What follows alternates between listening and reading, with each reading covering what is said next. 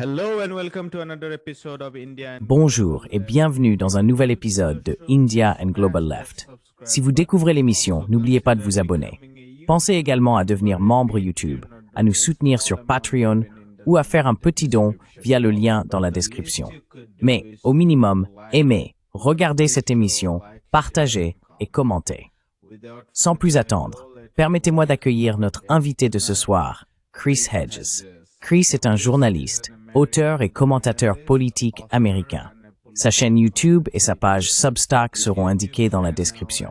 Chris, bienvenue à nouveau sur India and Global Left. Chris, welcome back to India and Global Left. Merci de m'avoir invité. If we could just start Si nous pouvions commencer sur une note plus générale, la dernière fois que nous nous sommes rencontrés, le président Trump avait été élu, mais il n'était pas encore entré en fonction. Quelle est votre évaluation de l'administration Trump jusqu'à présent?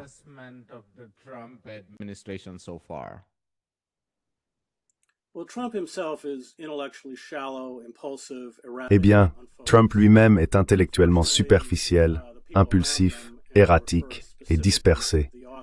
Malheureusement, les personnes qui l'entourent, et je fais référence spécifiquement aux auteurs du Project 2025, savent exactement ce qu'elles veulent imposer à travers son administration. Ils lui tendent le marqueur, ils signent les décrets. C'est une lecture difficile, dense, mais c'est véritablement le plan pour la déconstruction de l'État administratif. Cela inclut les services sociaux, le ministère de l'Éducation, l'Agence de protection de l'environnement, des programmes comme Meals on Wheels, et la réduction de l'État à un système autoritaire, dont l'objectif principal est bien sûr l'enrichissement de la classe des milliardaires, dont Trump fait partie, mais aussi la sécurité nationale, la sécurité intérieure, le contrôle interne, ainsi que le maintien et l'expansion de l'Empire.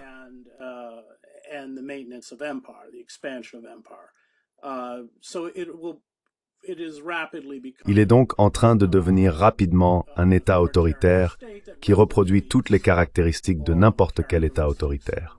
À cette exception près, bien sûr, c'est un empire, ce qui le rend en réalité plus fragile. Mais c'est la direction que nous prenons. C'est ce qui se passe. Et les institutions, y compris les tribunaux, qui ont la capacité d'arrêter cela, ont soit été neutralisées, dans le sens où il peut y avoir des juges qui rendent des décisions contraires à celles de Trump, mais elles ne sont pas appliquées par le ministère de la Justice, dirigé par un sycophante de Trump. Il a placé ces sycophantes, ces personnes sont des médiocrités incompétentes, mais il les a disséminées dans toute l'administration.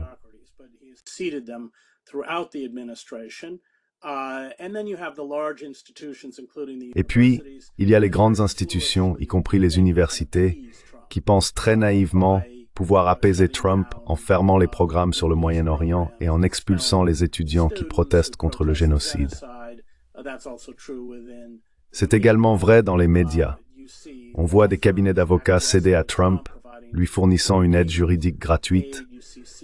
On voit CBS régler un procès, je crois que c'était 16 millions de dollars, avec Trump, un totalement absurde.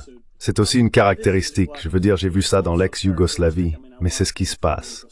Ces institutions, bien sûr, tant qu'il n'y a aucun coup, parlent de diversité et de démocratie. Et dès qu'il y a le moindre coup, elles y renoncent.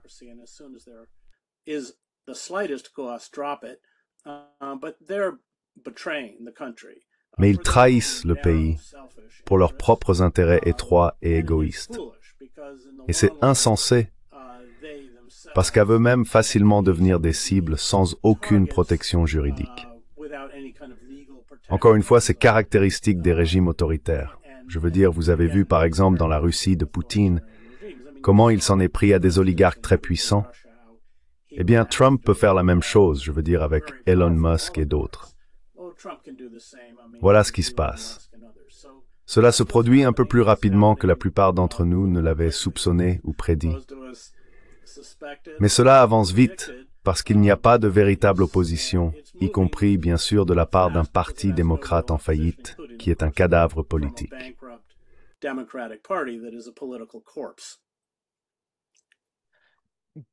Given this Étant donné cette tendance vers l'autoritarisme, nous avons constaté une augmentation du budget de l'appareil sécuritaire. Et cela est survenu après le licenciement de centaines de milliers de fonctionnaires fédéraux, la réduction de la sécurité sociale, etc., etc. Je me demande, voyez-vous des espaces, et compte tenu de toute la capitulation que vous venez de mentionner, des institutions élitistes, des tribunaux au ministère de la Justice, en passant par les universités, voyez-vous des espaces de résistance?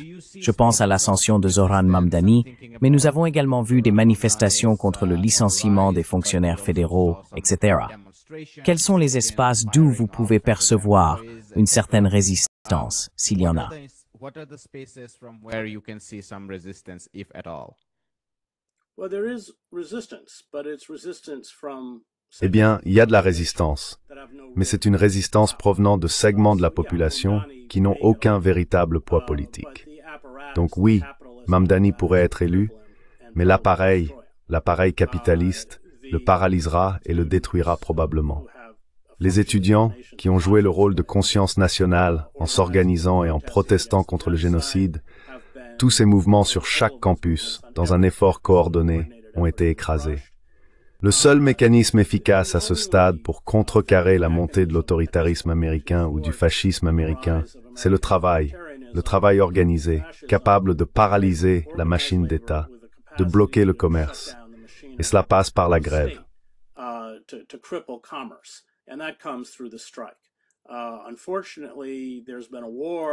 Malheureusement, il existe une guerre contre le mouvement syndical qui remonte à la fin de la Seconde Guerre mondiale. La loi Taft-Hartley de 1947 a accéléré ce processus par une série de lois draconiennes, y compris les lois sur le droit au travail. Seuls environ 11% des travailleurs américains sont syndiqués, font partie d'un syndicat, et environ 6% d'entre eux sont des employés du secteur public. Nous l'avons vu avec la tentative de grève des travailleurs du fret ferroviaire. Biden a signé une disposition qui est légale pour essentiellement, au nom de la sécurité nationale ou de l'intérêt du pays, interdire la grève. C'est donc le seul mécanisme, et l'histoire l'a démontré à maintes reprises. Malheureusement, le mouvement ouvrier est faible, et nous n'avons aucun parti politique, y compris le Parti démocrate, qui soit allié au mouvement syndical.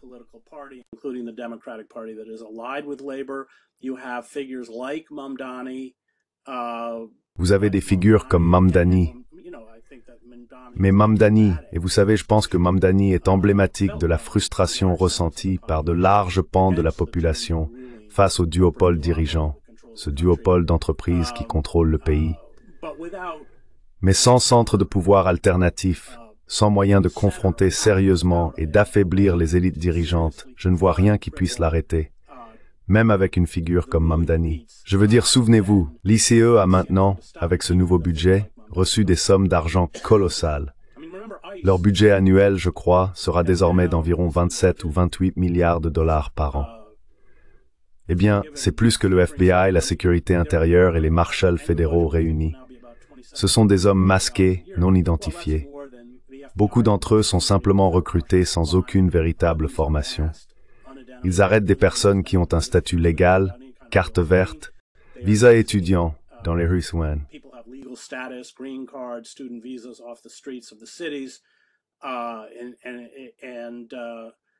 Et souvent, ils les expulsent, les déportent vers des endroits comme cette prison au Salvador ou ces centres de détention draconiens disséminés dans le sud. Ainsi, l'ICE est en train de se transformer rapidement en une sorte d'escouade de brutes, une force paramilitaire où personne n'a de protection. Et encore une fois, c'est caractéristique de tout régime autoritaire. On observe la même chose. Modi a fait la même chose, bien sûr, en Inde, mais Sisi aussi, en Égypte, et dans de nombreux autres endroits. Je veux dire, cette mise en puissance de ces forces paramilitaires, en somme, ces forces paramilitaires incontrôlées, qui n'ont de compte à rendre à personne, et peuvent apparaître à votre porte, même si vous avez un statut légal, et vous embarquer dans une voiture sans jamais s'identifier. Et la chose suivante que vous savez, vous vous retrouvez dans un centre de détention en Louisiane.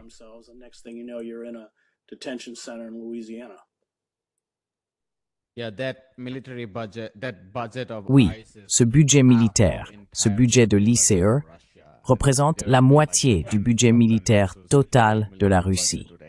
Et il n'y aurait qu'une poignée de pays dont le budget militaire total dépasserait 30 milliards de dollars. Vous avez mentionné les médias. Il serait utile que vous expliquiez comment les médias capitulent, car nous savons que dans le domaine de la politique étrangère, et c'est ce dont nous parlons, les médias fabriquent des récits sur l'Iran, sur la Palestine, et ainsi de suite. Sur le plan intérieur, selon vous, comment les médias traditionnels ont-ils aidé Trump?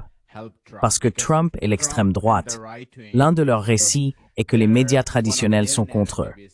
Et si l'on lit le New York Times, le Washington Post, les journaux souvent considérés comme libéraux, ils ne sont pas nécessairement très favorables à Trump. Mais existe-t-il une structure plus large dans la manière dont ils capitulent? Je me le demande.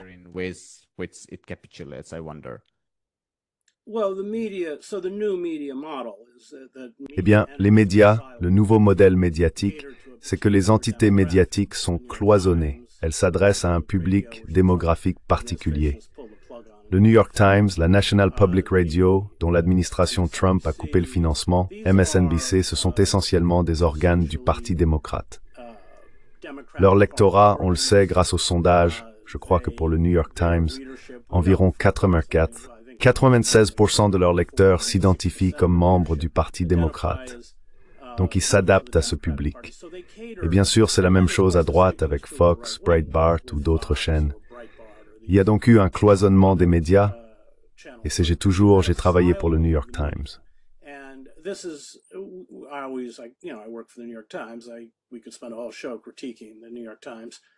Nous pourrions passer toute une émission à critiquer le New York Times, mais cela a changé le paysage médiatique.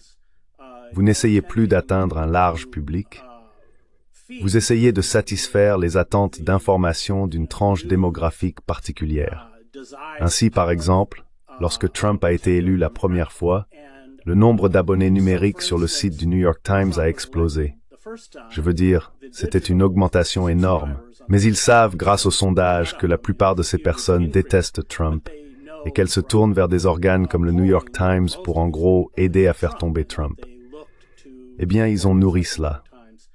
Pendant 2 ans, ils ont entretenu le fantasme du Russiagate, selon lequel Trump était en quelque sorte un agent russe. Tout cela était faux.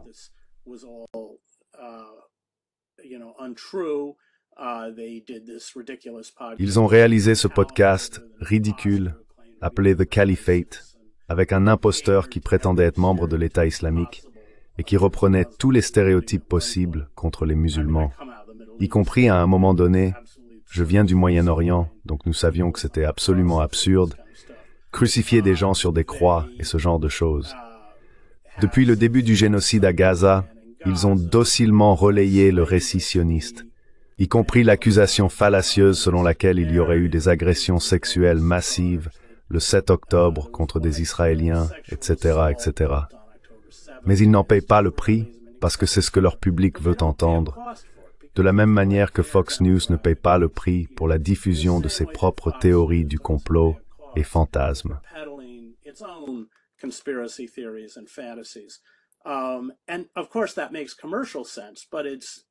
Et bien sûr, cela a du sens d'un point de vue commercial, mais c'est un coup fatal pour le journalisme. Ainsi, les médias, parce qu'ils se sont essentiellement fragmentés en entités rivales, des ennemis idéologiques, les accusations que Trump porte contre le New York Times, contre MSNBC ou même contre NPR, en les qualifiant d'hostiles, ne sont pas incorrectes. Elles sont justes. Et le mensonge par omission reste un mensonge. La plupart des journalistes à Washington savaient certainement que Biden souffrait d'un grave déclin cognitif, mais ils l'ont dissimulé, ou ils n'ont pas enquêté, ou ils n'en ont pas parlé, parce qu'ils sont partisans. Je parle d'organes comme le Times.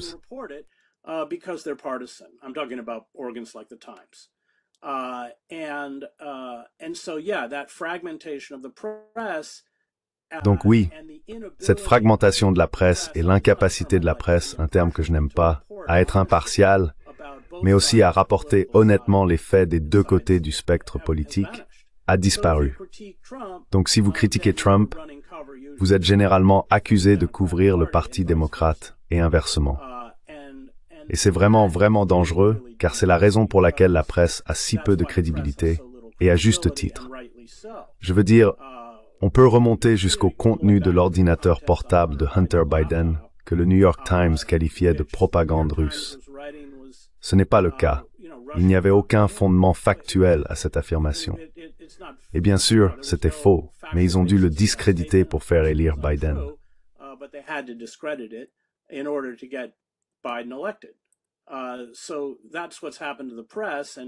Voilà ce qui est arrivé à la presse. Et cela a en fait alimenté cette sorte de marche autoritaire.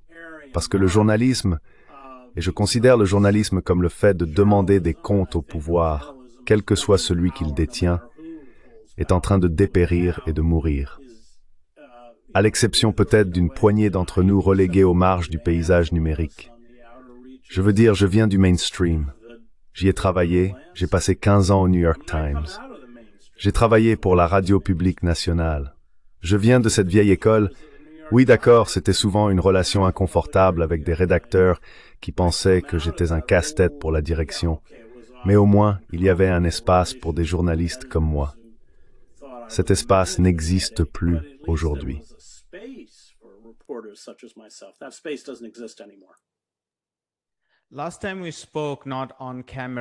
La dernière fois que nous avons parlé, pas devant la caméra, mais en coulisses, nous avons aussi abordé le sujet du numérique. Et il m'a semblé que vous n'étiez pas très optimiste, même à propos de l'espace numérique, que nous partageons pourtant tous les deux à bien des égards. Vous avez évoqué la manière dont les algorithmes favorisent certains types de contenus et comment les créateurs de contenu ont tendance à les suivre, finissant par renoncer à la diversité ou à la qualité. Je suis donc curieux de savoir si vous pourriez partager votre point de vue maintenant que vous faites partie de cet univers, qui apporte certes une analyse utile à certains égards, mais qui rencontre aussi de sérieuses limites en matière de construction du récit ou, comme vous me l'aviez dit, sur bien d'autres aspects. Si vous pouviez partager quelques-unes de ces réflexions.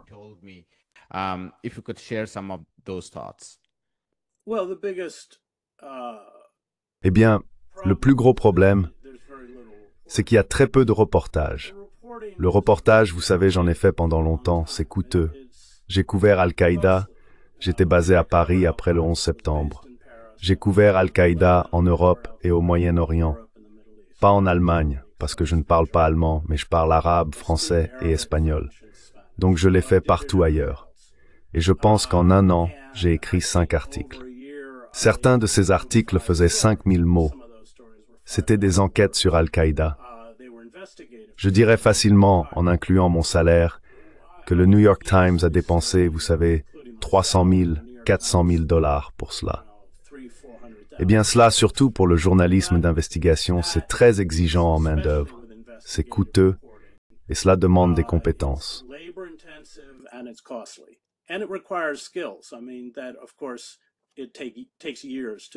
Je veux dire, bien sûr qu'il faut des années pour devenir un bon journaliste d'investigation. C'est ce qui m'inquiète. Oui, on peut obtenir de bons commentaires. Je le fais et je réussis bien sur mon Substack et ma chaîne YouTube. Mais heureusement, je peux m'appuyer sur des décennies de reportages, donc je ne suis pas un néophyte.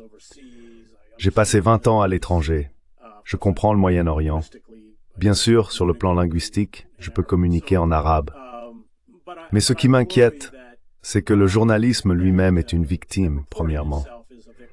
Deuxièmement, ces plateformes sont monétisées. Je travaille presque en continu sur le génocide, mais ces programmes sont généralement démonétisés par YouTube. Donc je ne peux pas en tirer d'argent.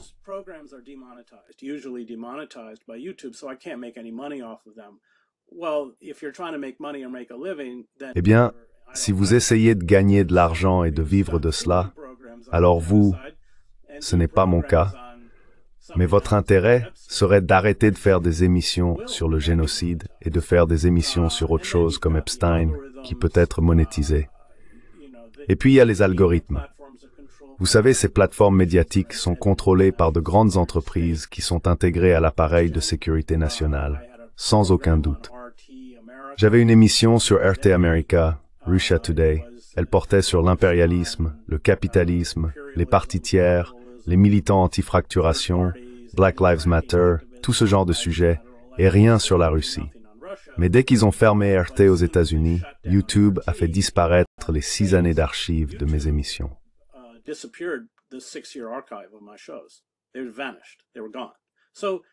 Ils ont disparu. Ils n'étaient plus là. C'est donc une indication du pouvoir punitif que possèdent ces plateformes numériques. Et elles l'utilisent. Elles l'utilisent avec des algorithmes. Je veux dire, c'est presque amusant sur mon compte X, anciennement Twitter. Ils ne dépassent jamais vraiment les 270 000. On gagne de nouveaux abonnés puis ils disparaissent. Je veux dire, un algorithme, pendant un moment c'était, je ne sais pas où ça en est maintenant, bon, 272 000. Mais ça reste là. L'algorithme a clairement décidé que ça suffisait. Et c'est dangereux, parce qu'à mesure que les choses deviennent plus extrêmes, que ces institutions subissent plus de pression, ce sont des entités à but lucratif. C'est pour ça qu'elles existent.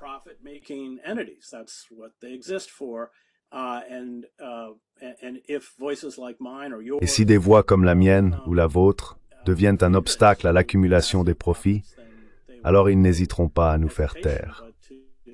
C'est donc ma plus grande inquiétude concernant l'espace numérique. L'administration Trump, comme tous les systèmes autoritaires, mène une guerre contre la presse. Ils viennent d'interdire le Wall Street Journal, parce que le Wall Street Journal a publié cette image que Trump aurait apparemment dessinée pour le 50e anniversaire d'Epstein. Et ils ne laissent pas la paix venir dans la salle de presse, parce qu'ils ne se réfèrent pas à Trump à changer le nom du golfe du Mexique en golfe d'Amérique. Je veux dire, c'est mesquin et stupide, mais c'est aussi dangereux. Nous ne contrôlons pas ces plateformes numériques, et les entités corporatives qui le font ne sont pas nos alliés, et c'est là ma plus grande inquiétude. I agree. One more question on domestic front, and then I want Encore une to wrap question up. sur le plan national, puis je voudrais conclure avec un peu de discussion sur la politique étrangère. Vous avez suivi l'actualité des dossiers Epstein et vous en avez parlé. Je voulais vous demander pourquoi vous avez écrit à ce sujet. J'ai lu l'un de vos articles et vous terminez en écrivant, je paraphrase, que ceux qui sont impliqués dans ce business exploitent non seulement des femmes et des mineurs, mais nous exploitent tous, et que cela reflète la classe dirigeante. Donc si vous pouviez expliquer pourquoi vous avez décidé de suivre ou d'écrire cette histoire, et ce que cela signifie aussi pour notre public international. Peut-être pourriez-vous nous donner un peu de contexte sur ce dont il s'agit. Eh bien, parce que ce type d'abus, encore une fois, dépasse les clivages politiques. On voit donc le sectarisme dans le paysage médiatique autour de l'affaire Epstein.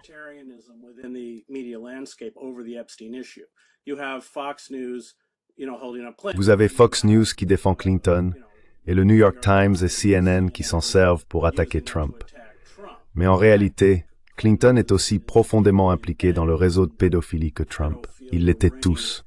Et c'est ça, l'autre point. Trump fait partie de ce cercle. Tous ces gens qui pensaient qu'il allait démanteler l'État profond, y compris des libéraux crédules, n'avaient tout simplement pas compris qui était Trump, ni d'où il venait. Voilà la réalité. Et c'est aussi une question de système tout entier, y compris le FBI, qui a été utilisé pour étouffer l'affaire. Parce que Epstein avait des caméras, on le sait, installées dans ses résidences et sur son île, sa propriété privée, Little St. James, ainsi que dans son manoir à New York.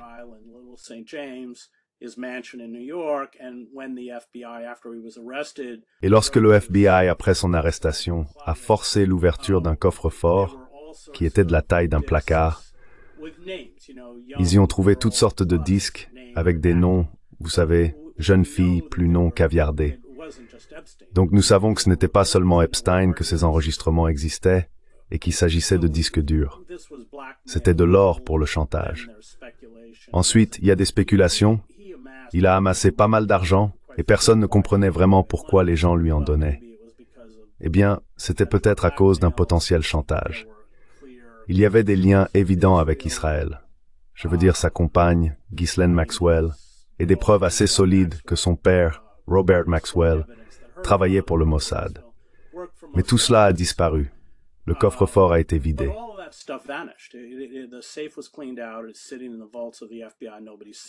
C'est dans les coffres du FBI.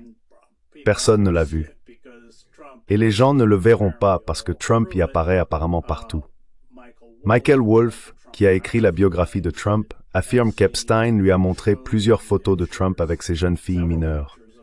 On parle de filles de 13 et 14 ans, tu sais, assises nues sur ses genoux, ce genre de choses. Et puis il y a eu un affidavit déposé par une femme.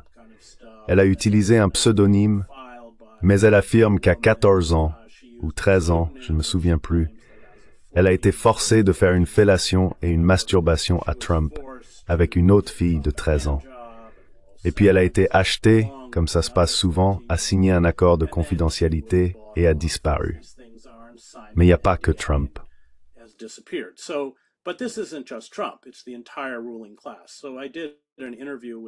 C'est toute la classe dirigeante.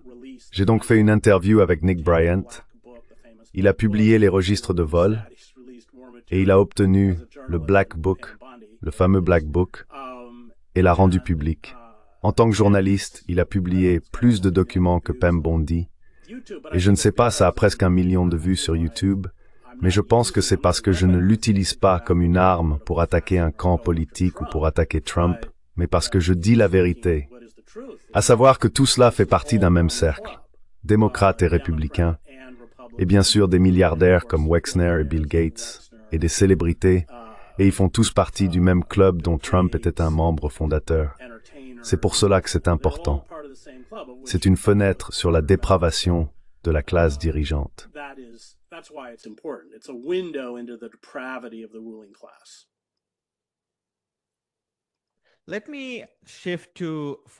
Permettez-moi de passer à la politique étrangère. Et si nous pouvions commencer par Gaza, j'ai le sentiment qu'un changement est en train de s'opérer. Il y avait auparavant une sorte de prétexte, du moins du côté de Tel Aviv, selon lequel il poursuivait un objectif militaire, souvent exprimé par cette formule éculée de désarmer ou d'éliminer le Hamas. Bien sûr, à mon avis, cela n'a jamais été justifié, car toutes sortes d'atrocités ont été commises en son nom. Et le Hamas, qu'on le veuille ou non, fait en fin de compte partie d'un mouvement de libération nationale. Mais malgré tout, ce prétexte existait.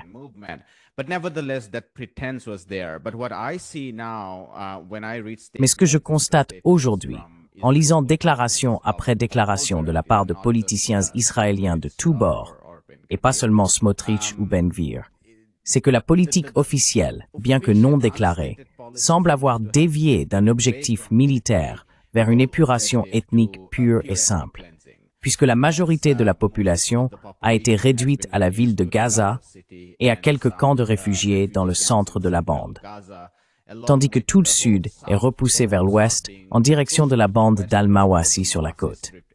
Comment décririez-vous ce que fait Israël à Gaza en ce moment?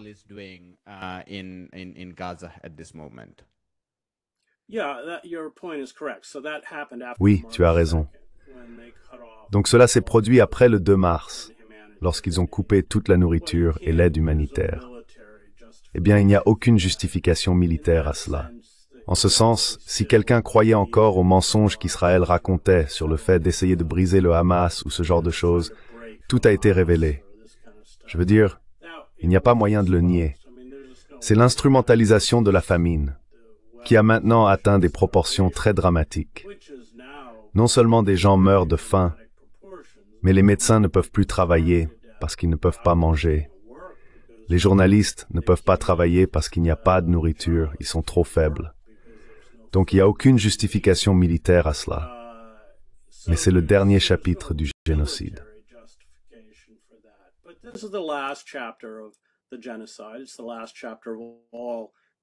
C'est le dernier chapitre de tous les génocides.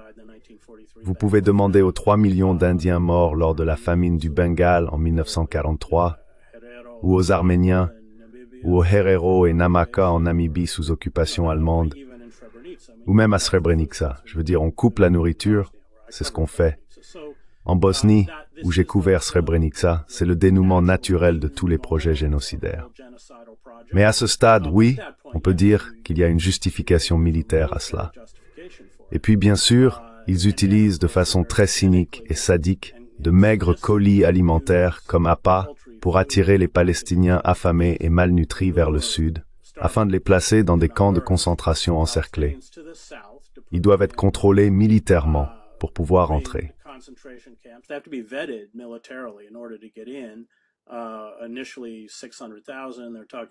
Au départ, 600 000 personnes. Ils parlent maintenant d'y mettre les 2 millions de personnes. Et ensuite, ils resteront là à pourrir jusqu'à ce qu'Israël trouve un moyen de les expulser. Et bien sûr, la destruction de la société civile, cela a toujours fait partie du plan, et c'est pourquoi ils ont toujours attaqué la police, détruit toutes les universités, anéanti la classe intellectuelle, ciblé les journalistes, ciblé les médecins, et créé ce genre d'enfer sur Terre. Tout cela est intentionnel. Donc oui, à ce stade du projet génocidaire, on ne peut plus avancer d'arguments militaires pour justifier de telles mesures.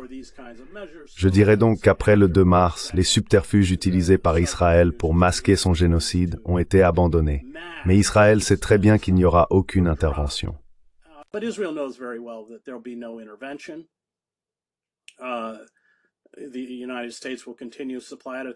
Les États-Unis continueront de les fournir. Je pense qu'environ 80% de toutes les munitions proviennent des États-Unis. Les dictatures arabes, à l'exception du Yémen, le Yémen est le seul pays qui a tenté de manière réelle de mettre fin au génocide, mais la collaboration avec la Jordanie, avec l'Arabie saoudite, avec les Émirats arabes unis, a permis de mettre en place un pont terrestre.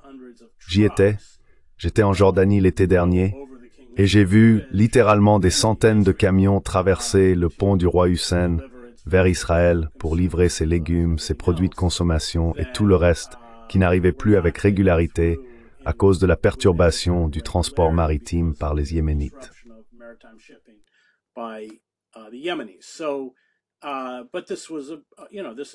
Mais cela, vous savez, c'est un projet adopté par les régimes arabes eux-mêmes. Donc à part une intervention extérieure, à ce stade, la seule réponse morale, selon moi, serait coercitive, dans le sens où il faudrait envoyer des navires de la marine turque et d'autres marines pour briser le blocus et imposer une zone d'exclusion aérienne au-dessus de Gaza. C'est ce qui s'est passé dans le nord de l'Irak. J'y étais. Je l'ai couvert lorsque le régime irakien s'en est pris aux Kurdes avec un risque de génocide. Ensuite, les forces irakiennes ont été repoussées au sud du 38e parallèle et une zone d'exclusion aérienne a été instaurée. C'est exactement ce qu'il faudrait faire à Gaza, mais je ne pense pas que cela arrivera.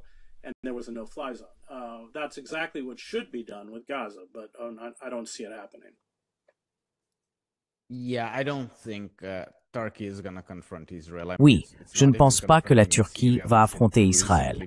Je veux dire, elle ne s'oppose même pas en Syrie, dont elle est pourtant récemment devenue le protecteur.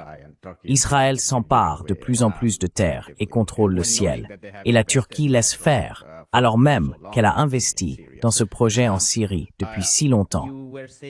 Tu disais que tu écrivais un nouveau livre sur Gaza et que tu as pu interviewer des Palestiniens en Égypte. Si tu pouvais nous en dire un peu plus à ce sujet, nous donner quelques avant-goûts de ce que tu as découvert en parlant avec les Palestiniens.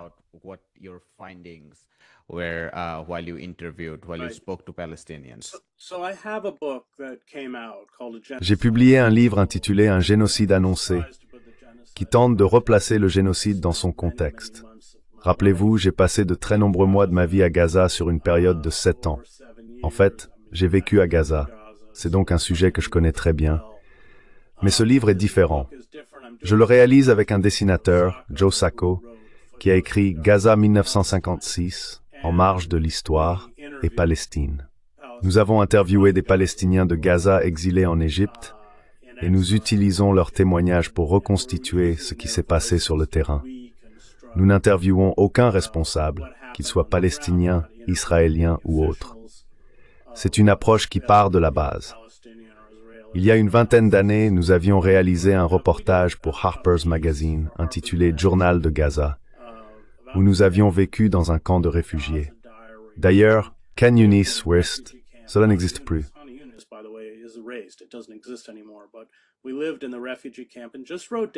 Nous vivions dans le camp de réfugiés et nous écrivions simplement jour après jour sur la vie des Palestiniens, y compris, bien sûr, en observant les enfants être provoqués par des soldats israéliens en arabe. Vous savez, j'entendais ces mots en arabe, vous savez, qui signifient « viens, viens ». Et puis ils se mettaient même à dire des insultes et autre chose. Et puis les petits-enfants, on parle d'enfants de 9, 10 ans, ramassaient des pierres et les lançaient vers la Jeep blindée. Et les Israéliens voyaient que j'étais là. Les soldats israéliens sortaient et leur tiraient dessus. Dans certains cas, ils les tuaient, dans d'autres, ils les blessaient. Donc c'était juste, on ne s'attendait pas à voir ça. C'est arrivé un des jours où nous étions là. Je voulais simplement montrer à quoi ressemblait la vie sur le terrain. Et c'est ce que nous faisons maintenant. Laughs is that themed.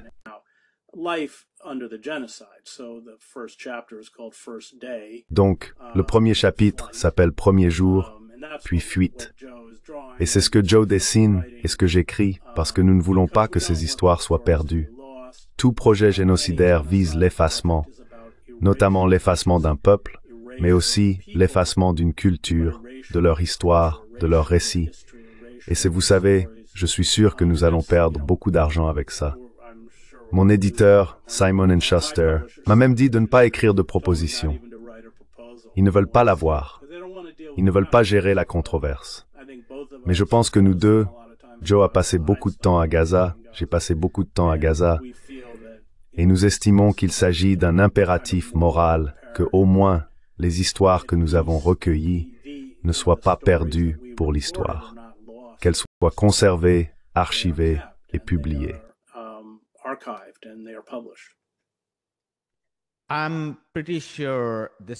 Je suis assez sûr que ce n'est pas au cœur du livre que vous écrivez, parce que, comme vous l'avez dit, vous êtes davantage intéressé par le fait de saisir le quotidien de la vie sous le génocide et le nettoyage ethnique, et ce que cela signifie d'enregistrer ces expériences dans les voix de ceux qui y ont échappé.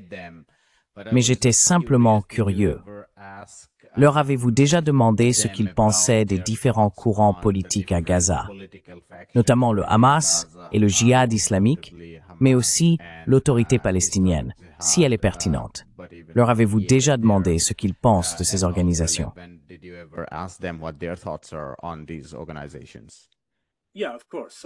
Oui, bien sûr. Donc, c'est un mélange. Je veux dire, nous avons interviewé des personnes qui soutenaient le Hamas, nous avons interviewé des personnes qui détestaient le Hamas. Tout le monde déteste l'autorité palestinienne. Et c'est le genre de... Enfin, c'est vraiment juste une force de police coloniale. C'est ce qu'elle fait, totalement corrompue. Et je veux dire, il y a des factions armées de la paix qui rejoignent les Israéliens dans les attaques contre Jénine. Je veux dire, contre la résistance à Jénine. Donc oui, la paix est complètement discréditée. Il y a beaucoup de colère envers le Hamas. Le Hamas est très... Et donc je connaissais assez bien l'un des cofondateurs du Hamas, le Dr Abdulaziz Rantisi. Et puis après qu'il ait été assassiné, avec son fils dans une voiture, j'ai connu son successeur, Nizar Ryan, qui a ensuite été assassiné par Israël dans sa maison avec toute sa famille. J'ai été dans leur maison et je les connaissais. Je considère cela comme un mouvement de libération nationale, mais c'est un mouvement enraciné dans une vision islamique fondamentaliste, de type frères musulmans. Un grand nombre de Palestiniens sont laïcs, et donc, par nature, ou du moins ils ne sont pas fondamentalistes.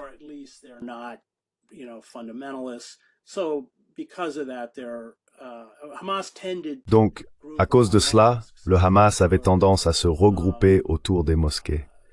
C'était un groupe replié sur lui-même. Et je pense qu'il y avait un malaise évident face au fait que le Hamas pouvait se réfugier dans des tunnels alors que la population était massacrée en surface. C'est quelque chose qui est ressorti. Mais oui, nous avons interviewé des personnes qui étaient probablement membres du Hamas ou de leur famille. Ils ne l'ont pas dit explicitement.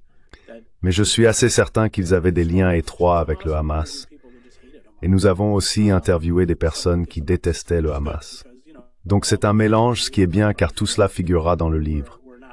Nous n'écrivons pas de la propagande. Nous sommes journalistes. Nous écrivons ce que nous entendons et ce que nous voyons. Il existe un segment légitime ou assez important de la population palestinienne à Gaza qui est très en colère contre le Hamas.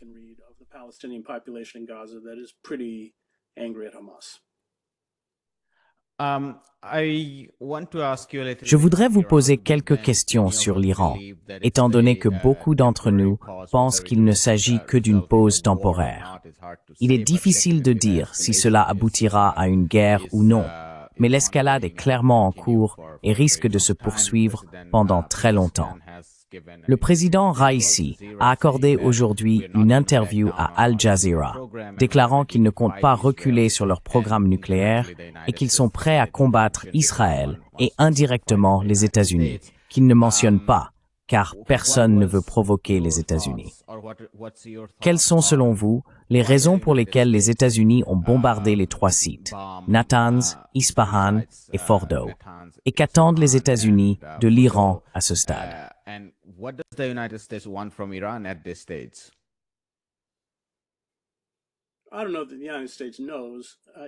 Je ne suis pas sûr que les États-Unis le sachent. Israël veut essentiellement paralyser l'Iran de la même manière. Rappelez-vous, Israël vient de transformer le Liban en un État en faillite. On peut remonter aux années 80. Il y a donc des campagnes de bombardement périodiques ou sporadiques, des incursions et des frappes au Liban. Et Israël est en fait actuellement dans le sud du Liban, et ils ne vont pas se retirer. Ils sont pratiquement aux portes de Damas. Ils ne vont pas se retirer non plus là-bas. Si l'on ajoute Gaza et probablement la Cisjordanie, on assiste à la création de ce rêve du grand Israël, d'un Israël élargi. Ce qu'ils veulent faire à l'Iran, c'est ce qu'ils ont fait au Liban, ce qu'ils ont fait à la Syrie, c'est-à-dire essentiellement le frapper périodiquement pour le maintenir affaibli. Ainsi, après la tentative de renversement du régime Assad, on a vu toutes sortes de bases militaires en Syrie attaquées.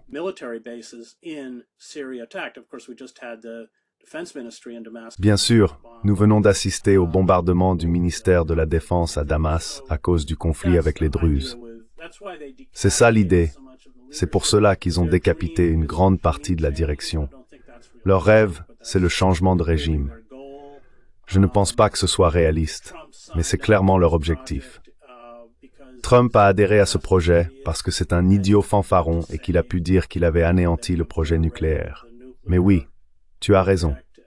Ce n'est pas du tout terminé. C'est un processus. C'est le genre de processus que ceux d'entre nous qui couvrent le Moyen-Orient ont vu Israël mener avec des pays comme le Liban depuis des décennies. Et ils veulent étendre cette capacité à frapper l'Iran à leur guise pour le maintenir déséquilibré. Donc oui, tu as raison. Et bien sûr, je veux dire, ils n'ont pas détruit, apparemment ils ne l'ont pas fait.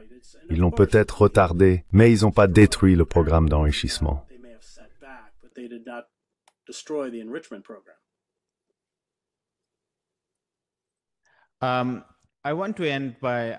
Je voudrais terminer en vous posant une question sur la relation entre les États-Unis et la Russie. Car s'il y avait un espoir raisonnable concernant Trump, c'était sur la Russie.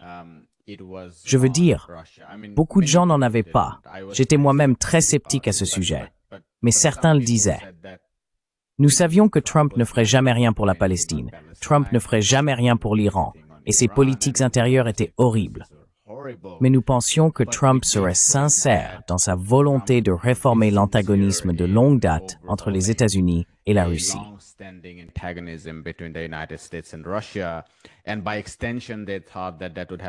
Et par extension, ils pensaient que cela aurait un impact positif sur l'Ukraine, car au final, cela mettrait fin au massacre de l'Ukraine, vers lequel on se dirige.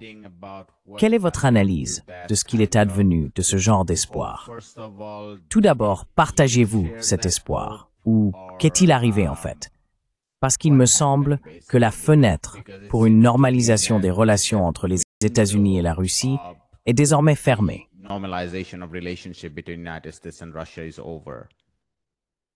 Oui, mais c'est à cause de Poutine, pas à cause de Trump. Je veux dire, Trump admire clairement Poutine. Poutine est le genre de modèle, je veux dire, la différence entre une figure comme Modi ou une figure comme Poutine, c'est qu'ils sont réellement intelligents, ce qui les rend probablement plus dangereux. Mais Trump est un bouffon. Donc, mais cela, surtout Poutine, tu sais, c'est ça le modèle. Il admire ce genre de, tu vois, soi-disant homme fort. Mais Poutine ne jouait pas le jeu. Donc je pense que les aspirations de Trump à construire une alliance avec Poutine et la guerre en Ukraine n'étaient pas feintes. Je pense qu'il était sincère, mais Poutine s'en fiche parce que Poutine gagne la guerre. Je veux dire, dans une guerre d'usure, je pense que tous ceux d'entre nous qui ont couvert des guerres savaient qu'il n'y avait aucune chance, à long terme, que l'Ukraine repousse la Russie. Maintenant, ils ont fait saigner la Russie, sans aucun doute. Mais la Russie peut se permettre de saigner et l'Ukraine non. Donc oui, mais non. Je pense que ces aspirations étaient réelles de la part de Trump.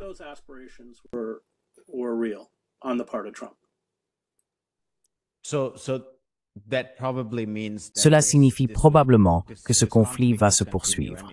Et il ne serait même pas juste de parler de conflit gelé, car la Russie continuera sans doute à s'étendre de plus en plus vers l'ouest. Ce qu'ils appellent une zone tampon vers l'ouest est sans doute en train de s'élargir. Je veux dire, cela pourrait s'arrêter quelque part si l'OTAN commence à envoyer plus d'armes. Mais, selon vous, quel est l'avenir de ce conflit?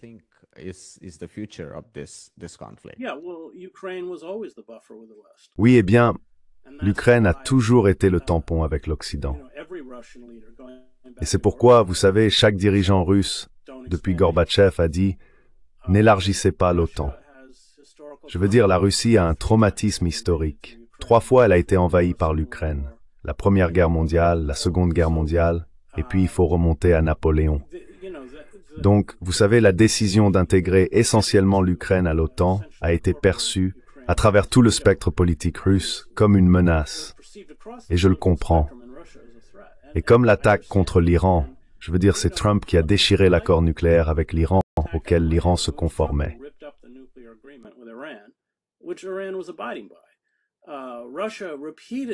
La Russie a demandé à plusieurs reprises que l'Ukraine, parce que c'est un grand pays, parce qu'elle est frontalière de la Russie, et en raison de son expérience historique, ne soit pas intégrée à l'OTAN. Et bien sûr, en 1989, lorsque l'Allemagne a été réunifiée, cela s'est fait avec l'assentiment de l'Union soviétique de Gorbatchev. J'y étais, j'ai couvert l'événement, j'étais dans la pièce avec le ministre allemand des Affaires étrangères, Hans-Dietrich Genscher, et le secrétaire d'État américain, James Baker. Et ces promesses ont été faites à Gorbatchev. Nous n'étendrons pas l'OTAN au-delà des frontières d'une Allemagne unifiée. Et les États-Unis, avec l'effondrement de l'Union soviétique, ont immédiatement estimé que la Russie était un État faible, qu'elle ne comptait pas, et qu'ils allaient créer un monde unipolaire.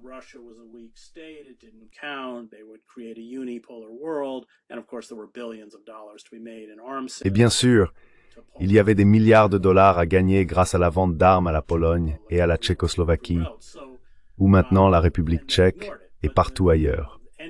Et ils ont ignoré cela. Mais quiconque couvrait l'Europe de l'Est comprenait que cela provoquait Poutine.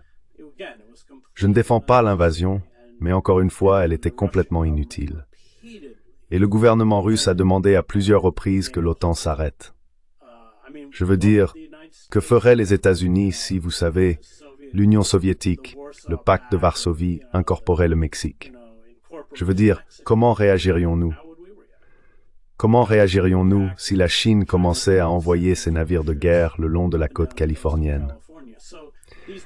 Donc, ces provocations que les États-Unis commettent délibérément échappent en quelque sorte au public américain. Mais elles nous poussent vers une guerre inutile. La plupart des guerres sont inutiles, mais celle-ci est une guerre inutile. Et maintenant que la Russie est en train de gagner, elle ne recule pas. Oui, pourquoi le ferait-il? Oui, bien sûr. Dernière question. Je ne l'avais pas prévu, mais puisque nous avons réussi à bien organiser l'interview, je me demande si vous avez vu ce débat Jubilee avec Mehdi Hassan. Mais je voulais relever un point et vous interroger à ce sujet. Il y a eu un moment où un homme a dit « Je veux une théocratie » et c'est une théocratie chrétienne. Et cela a vraiment choqué beaucoup de gens en dehors des États-Unis, étant donné à quel point il était ouvertement affiché dans ce fondamentalisme religieux, fascisme, appelez-le comme vous voulez. Et je dis cela en tant qu'Indien qui a rencontré plusieurs nationalistes hindous. Même eux ne sont pas aussi audacieux au point de dire « Nous voulons une théocratie hindoue ».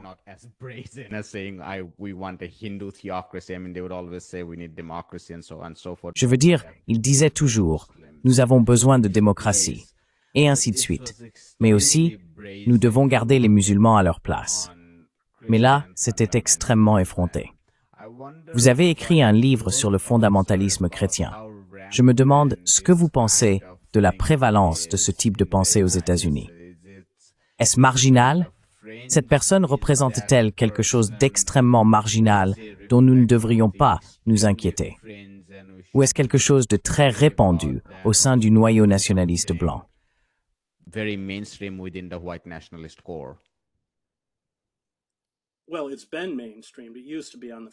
Eh bien, c'est devenu courant. Avant, c'était marginal. Je veux dire, Trump n'a pas d'idéologie autre que, vous savez, amasser autant d'argent que possible pour lui-même et sa famille, ce qui est bien sûr classique. Orban fait la même chose en Hongrie. Donc, ce vide idéologique est comblé par la droite chrétienne. Et moi, en tant que diplômé de séminaire, j'ai écrit un livre intitulé « Fasciste américain, la droite chrétienne et la guerre contre l'Amérique ». Parce que je les considère comme un mouvement fasciste, de la même manière que le RSS et Modi sont fascistes. Je veux dire, vous savez, ils ont leurs origines. Le RSS a ses origines, je crois, dans le fascisme italien, si je me souviens bien. Mais il en va de même pour la droite chrétienne. Ils mettent en avant Carl Schmitt, qui était le principal juriste du régime nazi.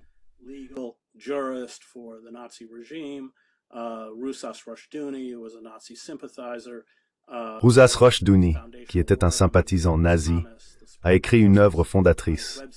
Je veux dire, Clarence Thomas, le juge de la Cour suprême, la cite sur son site web comme l'un des livres les plus influents qu'il ait lus. Donc oui, le fascisme se présente toujours sous des atours locaux ou indigènes. C'est pour cela qu'il s'habille de vêtements hindous en Inde et qu'il se pare du christianisme aux États-Unis. Mais oui, la droite chrétienne ou ces fascistes chrétiens ont joué un rôle énorme dans l'élaboration des politiques du projet 2025. Et bien sûr, l'un des objectifs est de détruire le ministère de l'Éducation parce qu'ils veulent des bons gouvernementaux pour créer des soi-disant écoles chrétiennes.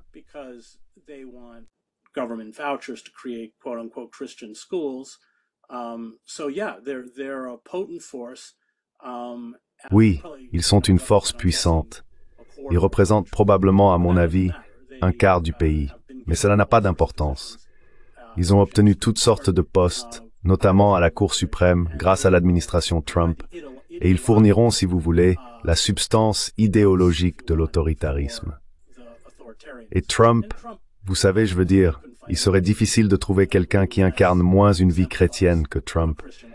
Mais Trump deviendra le véhicule. Ils viennent prier pour lui dans le bureau ovale. Donc oui, c'est une force très très dangereuse et qui est en pleine ascension dans le système politique américain.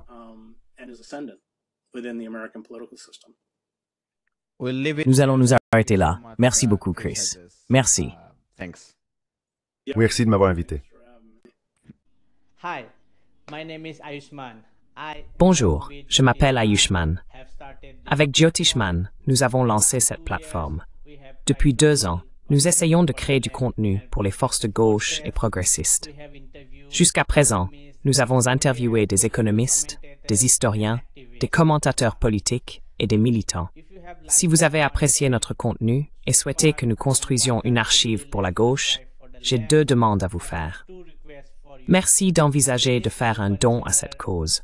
Le lien se trouve dans la description ci-dessous. Si vous ne pouvez pas le faire, ne soyez pas triste. Vous pouvez toujours aimer nos vidéos et les partager avec vos camarades. Enfin, n'oubliez pas d'appuyer sur le bouton d'abonnement.